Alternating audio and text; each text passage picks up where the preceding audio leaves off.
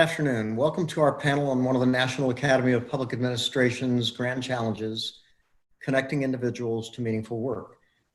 Today, perhaps more than ever in our lifetimes, this topic has societal urgency. Not since the 1930s has the need to facilitate connecting people to meaningful work been so central to the work of public administration. The transition working paper on this topic, prepared by members of this panel and others in the Academy, is rich with recommendations for the next 4 years, whether for a new or incumbent administration. I encourage you to read it, as we will not be able to discuss all of its content today.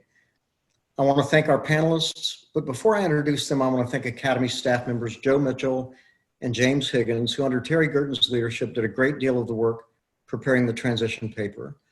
I also want to acknowledge the contributions of Joyce Wilson, who's a Napa Fellow and a former city manager of El Paso, Texas, and Yuma, Arizona, who was a member of this team but could not join us today.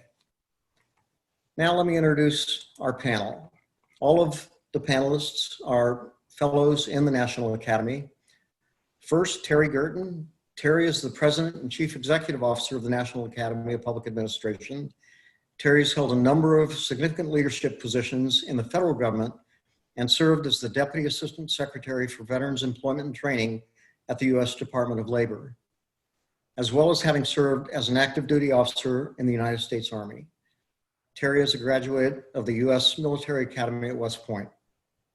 Rich Callahan, Professor, Department of Public Administration and the Department of Public Health, University of San Francisco. Rich is co-founder and principal of TAP International Consulting and formerly director of Sierra Health Foundation Leadership Program. He's a visiting researcher, Campion Hall, Oxford University, and associate dean, clinical professor at the University of Southern California. John Vanier. John is a former senior advisor on detention issues to the U.S. Marshal Service, the U.S. Department of Justice, and former assistant director of the Federal Bureau of Prisons, U.S. Department of Justice. John has also held positions with the Federal Bureau of Prisons, including Warden, Federal Detention Center, and Warden, Federal Corrections Institution. He's currently the owner of John M. Vanier Consulting Services.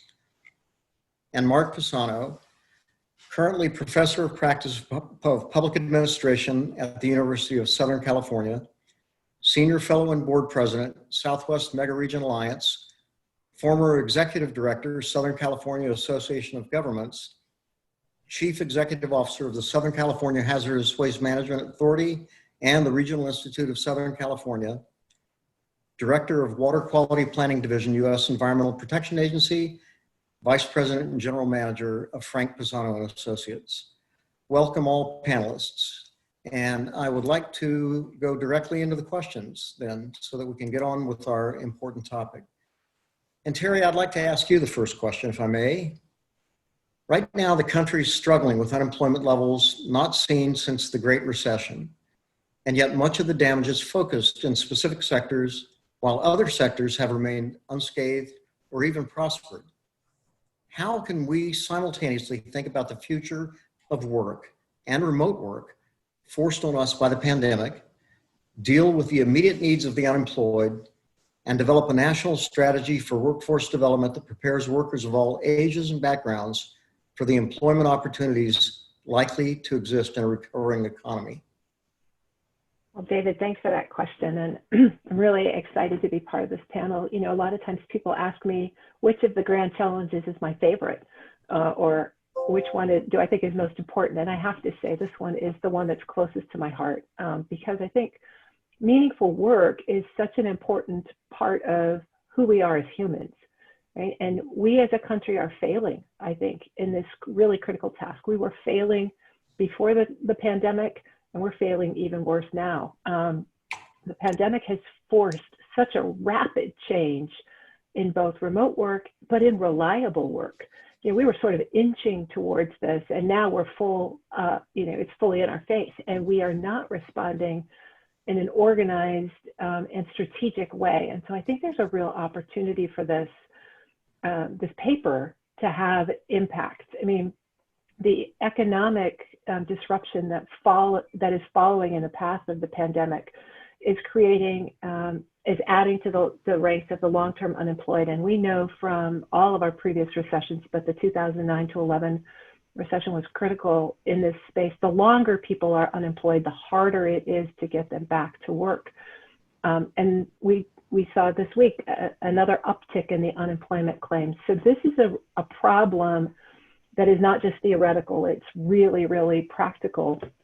And I'm an economist by training, but this is not a situation where we can wait for the market to deliver a solution. I believe we need governmental intervention, and we need it quickly. And we need a strategy that works for people of all ages. This is not just a college graduate problem or a high school graduate problem or a millennial problem. We have working adults of all ages who do not have life-sustaining work. In fact, the latest numbers I saw said that almost 75% of Americans earn less than $25,000 a year. And that's phenomenal in a country that we think of as prosperous. And so it's not enough to sustain a family. It's not enough to sustain an individual. And so we really need a strategy that's going to address this. We need a short-run strategy. And I think there is a call in the short run for businesses to be the trainers and skill deliverers, right? They can take people who are currently unemployed, put them through apprentice programs, put them through training programs, and get them to work in the places that they need them. In the past, we've sometimes had tax incentives that support that, and we may again. But right now, there are demands for workers, and there are workers, but they aren't the workers with skills. And so I think we need the businesses to step up in this space, and they are in lots of opportunities. We also need businesses to work with their local communities and community colleges to create credentialing programs that help people get through that kind of training that puts them right to work as quickly as possible. So, and regardless of age, again, regardless of age, we need to be focused on credentialing and certificates and training. I think in the longer run, we need a deliberate national strategy that engages the federal government, the state workforce agencies, the for-profit organizations, and the education system to build pipelines of workers. Our pipelines are pretty dated at this point, right? We're still somewhat training folks for an economy that we left behind decades ago. We need to modernize that training pipeline to recognize stackable credentials, apprenticeships, lots of other ways to get to work that has that life-sustaining capability, that meaningful work that not only adds value to the nation and the economy, but to individuals. And we need a partnership between the federal government and the states to build that. But we also, the part of this that goes along with it is we need to strengthen our safety net, our social safety net, so that people who are in the transition between the work that they had that no longer exists and the work that we want to move them towards, we have to sustain them through that portion of time. We can't just say, good luck, you're on your own, and hope that this is going to be successful. So this is an opportunity to do such good, to really, as much as we can, embrace the crisis, right? And drive change in a way that positions us for the next century, I think. But we can't do it if we approach it sort of as an accidental way of moving forward. Very good. I appreciate that. John, one way that we might frame the issues of connecting individuals to meaningful work is a supply-demand model in which the worker is the supply, the employer is the demand. What barriers do we see on the supply side to enhancing individuals' potential to enter the supply chain? For example, sufficient technical or cognitive skills, lack of work experience, addiction, mental health issues. How will our recommendations assist in overcoming these barriers? Well, thank you, David, for the opportunity today. You know, I think one of the things that's lost in the wave of unemployment caused by the pandemic was a large group of Americans who have been out of the workforce prior to the pandemic for significant periods of time, either voluntarily or involuntarily, and they have difficulty getting meaningful employment.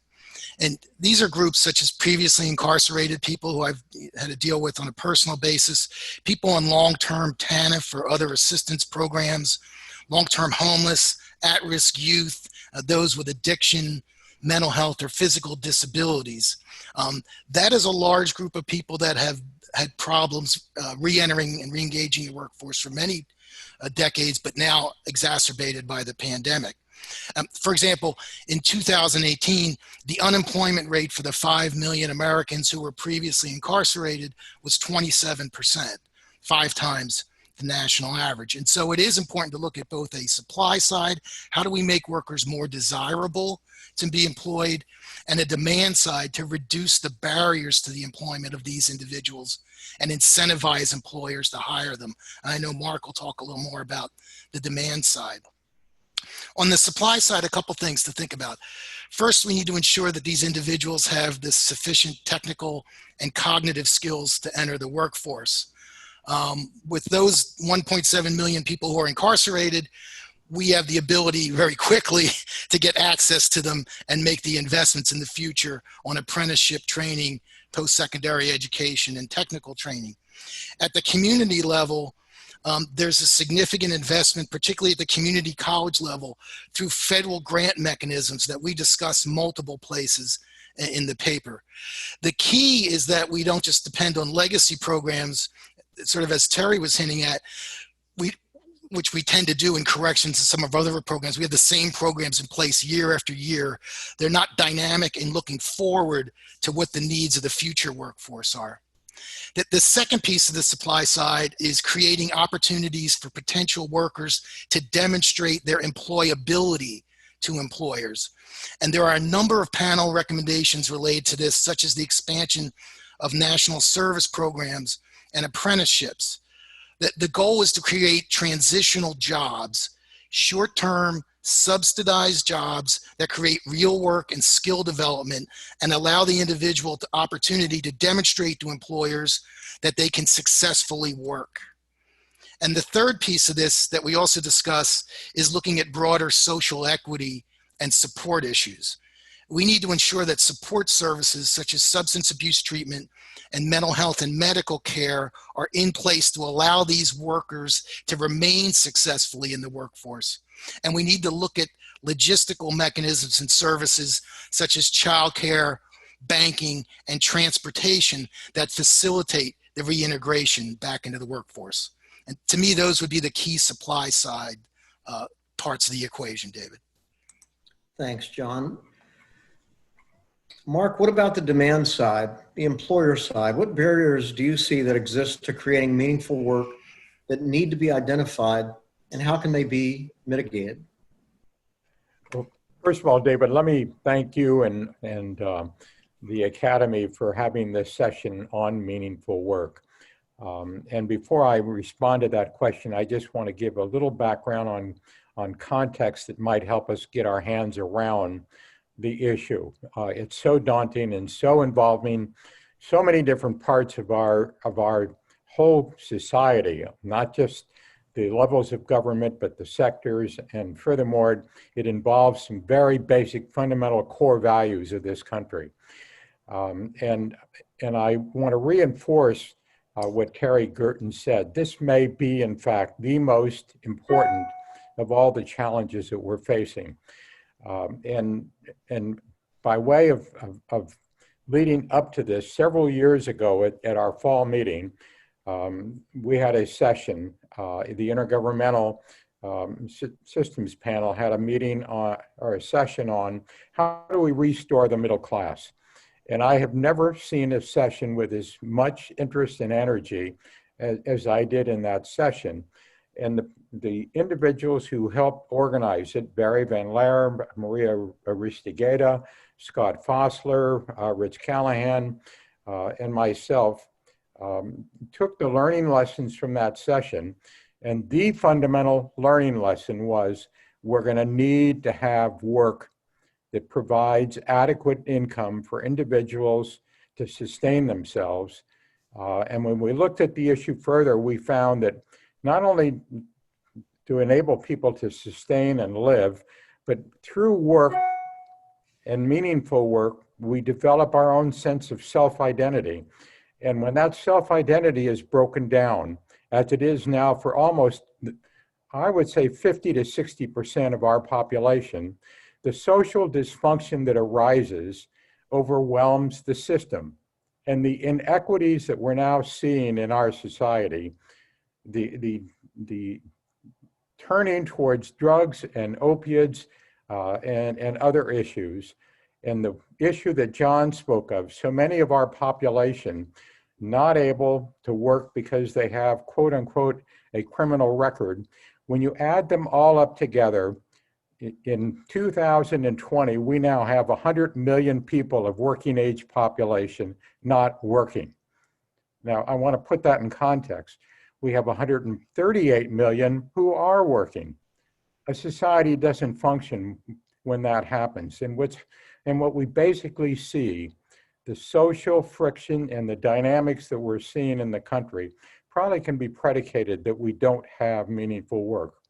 Now the question is, and this is what our panel over the last 2 years focused on, how do we get our hands around an issue that has this many aspects of our society? No single program and no single element is going to solve this problem. What we did in our intergovernmental panel was develop, and Rich Callahan helped lead our way to do this, Shelley Metzenbaum and others. What are the tools and patterns that we need to look at so we can get our hands around problems such as meaningful work? And the others that I just related fall in the same category. What do we need to do so that we can think about it? Well, we took those, we developed 10 tools, and the paper that our panel generated using them took this issue of meaningful work and used them to come up with strategies. And the fundamental core element that we arrived at having applied those tools is that we're going to have to think more broadly on this issue. We're going to have to think about how do we reorient our overall society. And I want to reinforce another thing that Terry Gerton said. It's going to take more than the market and the business sector to do this. And when you look at the problems that we face in the country, problems such as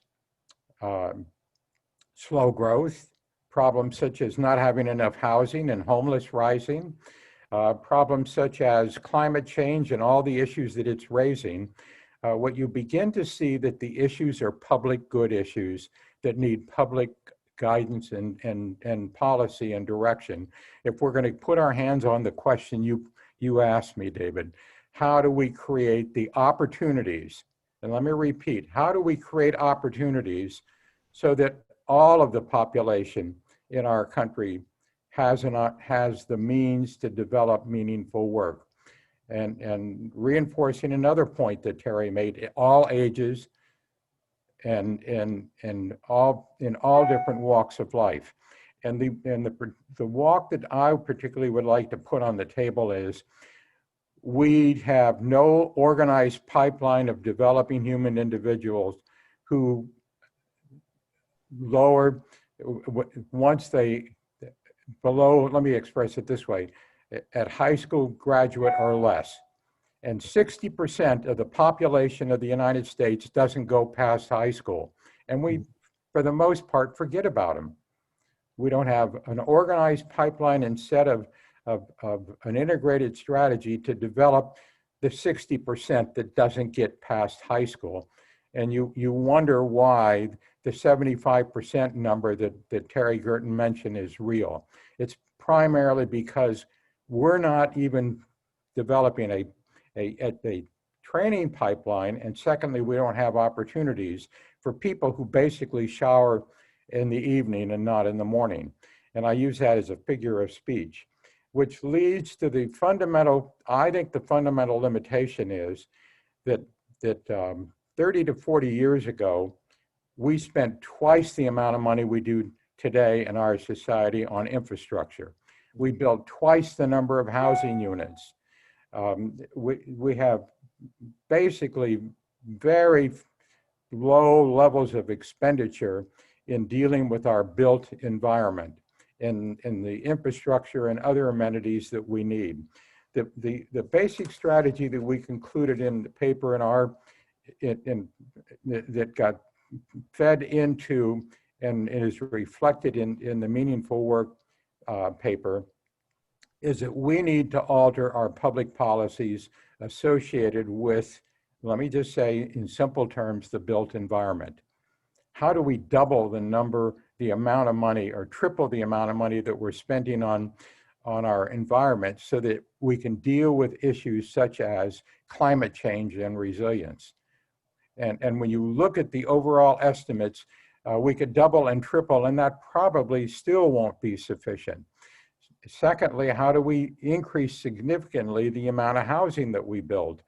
And the litany of needs in that area are really significant. The challenge that we're going to face in this decade is that if they're public issues, and you ask what the significant limitation is, the most significant limitation is the fiscal stress that every single level of government faces. And if we're going to deal with public goods like infrastructure and roads and electrical grids and housing units and defending our cities and area from fires, from sea level rise, we're going to need to spend. And the question then becomes, how do we do it when the levels of government are really stressed? And the basic conclusion that we arrived at in our paper was that we need to develop, in summary terms, public investment authorities that are place-based, that bring resources to the table, and those resources that can complement our existing public resources. We can make the level of investment needed to, one, solve problems, but equally, if not more important, to give all the individuals within our society work opportunities. Those public investment authorities, while they're place-based, are going to have to be intergovernmentally grounded. The locals working through their states and with the federal government need to come forth and develop a different approach to how we, in fact, organize the way we're going to deploy in the built environment. So it's a grander strategy, refocusing how our economy works and how we organize ourselves so that we can deal with the public issues facing us. That's very good. I appreciate that. I think you've actually hit upon, and Terry mentioned also, the apprenticeship program, and the regulatory environment. This is a lot more than demand side, really. The question, and I appreciate you taking it afield a little bit, because it really goes into the regulatory environment, and that then becomes very complicated, in my opinion. Not only does the federal government play a tremendous role, a leadership role, frankly, in that environment, but at the implementation level, of course, many things are state and local. And I think that creates its own challenge. And I think we see that all the time, and I think it's particularly critical right now when we talk about enriching the environment for both the employer and the prospective employee for apprenticeship programs or other ways to build a life around meaningful work, not just a life around work. And that really leads to a question that I'd like to direct to Rich, but I'd love to hear the thoughts of everyone on this one, because this really is kind of the core of the challenge, I think. And so, Rich, I'll ask you, but look forward to everyone's thoughts on this question. What type of federal government role and investment can be a catalyst for job creation that's going to vary at the implementation stage at the state and local level? So, David, thank you for the question. I'd start by amplifying what Terry started with, which is that the creation of meaningful work is central to public administration and has been since the start of the Republic. As I read Ron Chernow's biography of Alexander Hamilton, as the first Secretary of Treasury, Hamilton was profoundly and centrally concerned with job creation, manufacturing creation. As Terry mentioned with the Great Recession, well, in the Depression, our Secretary of Labor, Francis Perkins, and Harry Hopkins for the President Roosevelt, keenly focused in on job creation. What can we do in these moments of crisis? So the role of the federal government's well established. NAPA is uniquely positioned with members from the federal, state, local, from across the sectors, the foundation sector, the private sector, to get at what I believe are 5 key roles of the federal government. First off, the federal government's uniquely situated to collect best practices. If you're in local or state government, you're so busy delivering service, having time to share what's worked is a real difficult task. The federal government can do that. It's essential for complex problem solving and to break through conventional thinking that we can't do better. You find it in the work of Nobel laureate in 2009, Eleanor Ostrom, who really changed the thinking on the tragedy of the commons by bringing together disciplines across all sorts of disciplines. The federal government can do that across state and local government.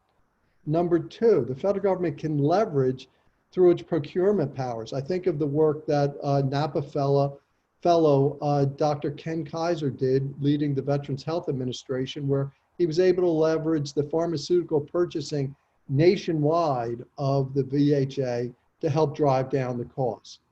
The third step that the federal government can take is convening problem identification. I think we're stuck in conventional wisdom, and if we haven't clearly identified what are the challenges and what is uniquely local in challenges and what crosswalks across different jurisdictions. And again, that convening function of the federal government to get at problem identification and what works it can be a very powerful function. NAPA does that. The NAPA work on meaningful work in many ways has started that process and demonstrates the value of that process. Number 4, federal government can make investments and offer incentives so that this is really seen not as a cost, but as an investment opportunity. It's an investment in human capital.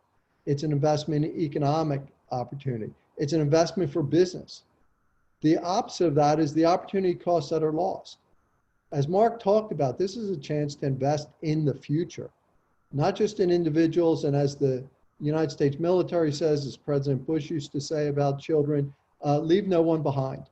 And so this investment for the future is both in the human capital, but also how do we wrestle with rebuilding infrastructure? How do we move to clean energy? How do we address the health needs that have been so highlighted in the pandemic? And the 5th role that I would emphasize is the role that you saw again in a NAPA fellow with Ed DeSev's leadership when he was in the office of the vice president, overseeing the enormous, I think $870 million investment at the federal level on programs in the American Recovery and Reinvestment Act. And it was a function of the federal government can do very well at building in performance accountability, drawing on its knowledge and its experience in that, and building on the coordination function. So I would say these 5 roles of collecting best practices, leveraging national procurement, convening problem identification, investment in, and incentives for funding needed for creating meaningful work, and then overseeing and as a catalyst for accountability and coordination are 5 key functions that would move us forward in creating meaningful work.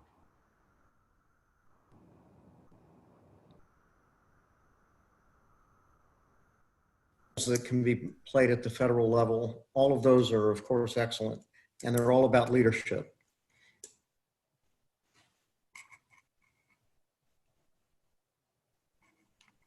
David, do you want us to add to that? Yes, if you would, please, Mark. Well, you summarized Rich's comments with the word leadership, and that was one of the 10 tools or elements that we're going to have to consider.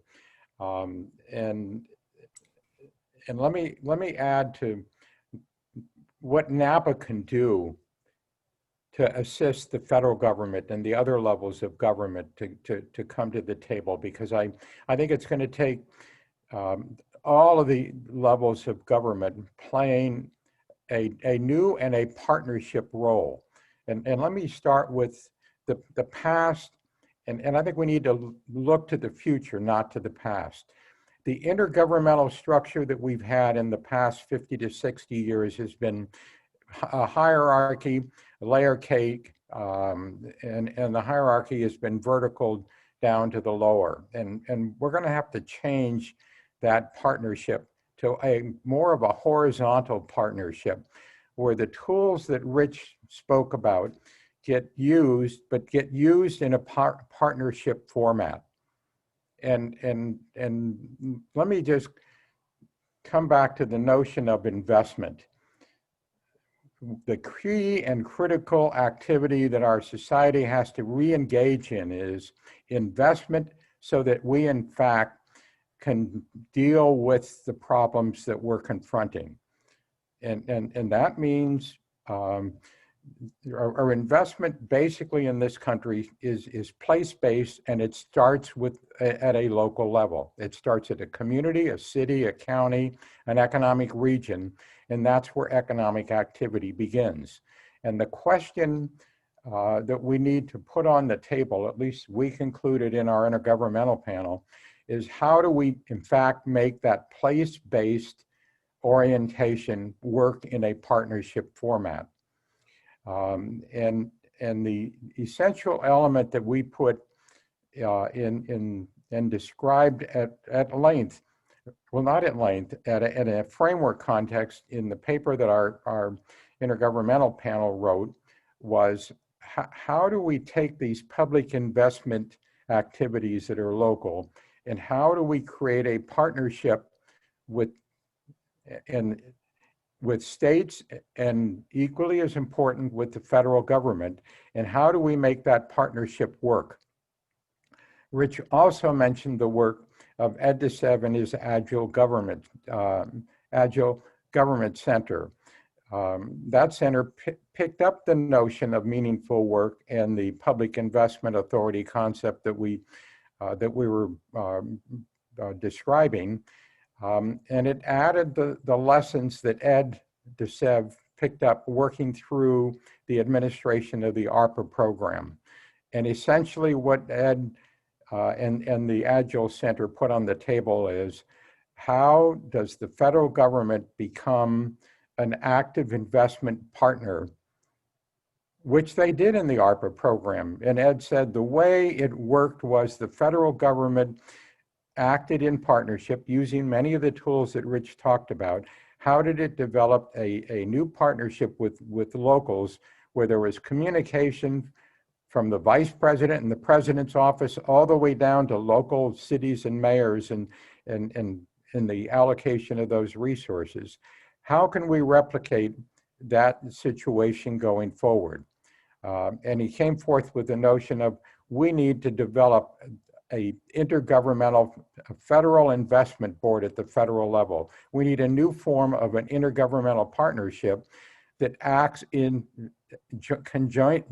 jointly with the local investment. And the way to do that is through what he did in the ARPA program, develop performance agreements with the states and locals so that there was accountability could in fact be established. So a new partnership role could be the federal and state governments acting in cooperation through real partnership agreements. The 21st century definition of the intergovernmental system, how does it work in partnership with the states and locals so that we can get investment? And here is, I think, the major insight that we have to put on the table. Investment, first of all, in opportunity, so that it creates demand, but equally as important, investment in the development of individuals. How do we get investment with the working age population beginning in high school? It's too late when you start thinking about that post high school. How do we start thinking about the development of individuals so that, one, they can join meaningful work. And secondly, they can stay out of John's environment of the penal system. How can we get our young people more involved and engaged in wanting to, in fact, go to some form of schooling? And I have to say that I'll conclude with this. One of our newest fellows is a person who's the executive director of a foundation called the Schmidt Foundation, and her name is Robin Kramer. And the Schmidt Foundation has its total focus on how do we, in fact, re-engage the development of individuals, starting with the earliest possible year that we can, namely when they're entering high school, so that they want to, in fact, learn something and not drop out, so that they want to learn something that, in fact, is going to be meaningful to them. So I think if we create a new kind of partnership with the federal government helping us in partnership to not only enjoy investment, but also to enjoy in the total development of our population. Thanks, Mark. That really leads Terry to a question that I'll direct at you, but again, anyone that has thoughts on this, please contribute. The Academy's action plan really focuses on steps that can be taken at the federal level to address the challenge.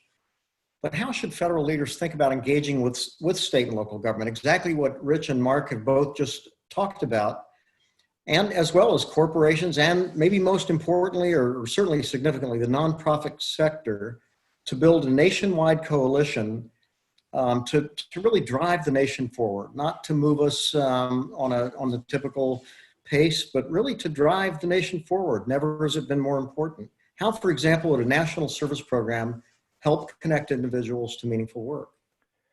Well, David, I think this conversation is so powerful, and I really appreciate Rick's and Mark's observations here. I think the role of the federal government is to create the conditions for success, right? And in my mind, workforce development is part of economic development, and that requires a strategy. And nationwide, we've approached economic development as sort of a dirty word. We want to leave it to the markets to balance resources. And I think what we're finding right now is post-COVID, the market is not responding, and we really do need a national economic development strategy that designs the kind of investment that Rich and Mark were talking about, and that brings workforce development along with it as part of the strategy. So the federal government can set those conditions for success by prioritizing certain kinds of investment, by simplifying the federal grant process so that grantees who are working in state workforce agencies and other sorts of employment delivery functions can focus on the best outcome for individuals, as opposed to necessarily just tracking the compliance with all of the different the grant requirements. So I think the folks at the federal government are passionate about the work that they do, but they've got to engage the states to understand the different conditions on the ground. And then they've got to be partners with the private sector, with the education sector, to make sure, again, that as we've all talked about, that they build the pipelines that move people from school to work that's meaningful, that provides a living wage, that fits with their personality. Not everybody wants to go to college, not everyone wants to go to trades. So there's so many pathways where people can find meaning. But I think that's a critical role for a national service program. One of the things we know about the programs that we do have with Peace Corps and the Corporation for National Community Service and Teach for America and even the military is they expose individuals to a big wide world that they'd never heard of or seen before, to different people and different backgrounds and different skills. They impart skills and they change people's life trajectories. So as part of this economic development strategy and investment, one of the ways to move people to new paths, to expose them to new opportunities, is by investing in a national service program.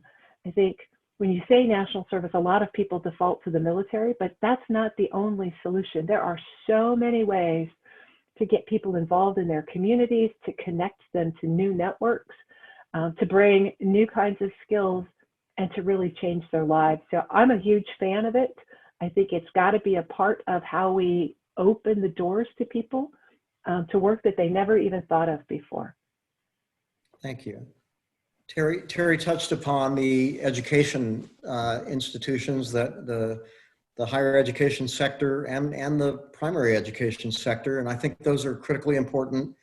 The fabric, in fact, that much of this is built upon, starts at the earliest stages of education, of course.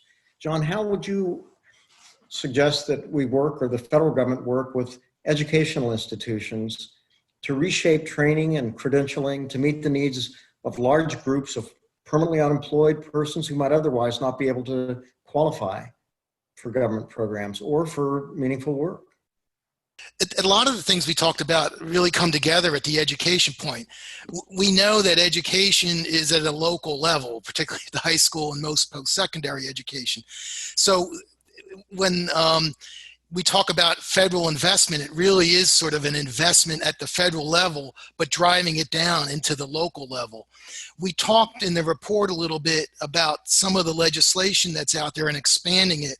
One being the Workforce Innovation and Opportunity Act from 2014 that is designed specifically to focus grants to educational institutions on employer alignment, career pathways, and credentialing, which is exactly where we want to be. So we want to fund it from the federal government and expand that funding, but drive it at the local level and ensure that the goals and accountability that we talked about earlier are built into the grant money. One of the things I think gets overlooked in terms of the education piece are what I would call these non-cognitive competencies that are also critical to 21st century work. Things like collaboration, adaptability to change, resilience, ability to interact with a diverse team. These are softer skills that really are going to have to come through the education system. And even though we look at, let's say, a factory worker, in the assembly lines and the automation that's designed today, the workflow is such that accountability is at the team level, and team members are expected to be interchangeable in their different roles. So there's a lot of non-cognitive skills that have to be built into that education piece, not just the technical and credentialing skills. And the biggest issue is, of course, going to be access to education. And one of the things we discussed in the paper, which sounds like a throwaway, is the expansion of distance learning. But many of the people we're going to deal with are not going to come back to a classroom situation for a variety of situations. So we need to provide alternatives. And the largest and most successful alternative in recent years that I've seen is the use of tablets. We now have, and I go back to my prison setting again, 30 states have access to inmates with tablets with educational training and programming built right in. The beauty of tablets is they're inexpensive. The learning is asynchronous, so it can occur at any time, any place, including a prison cell. It's also been proving highly successful with students who have high truancy rates and who are dropping out. It is re-engaging them in the education system. And I think that piece, in terms of access and distance learning, will also be critical to the education piece.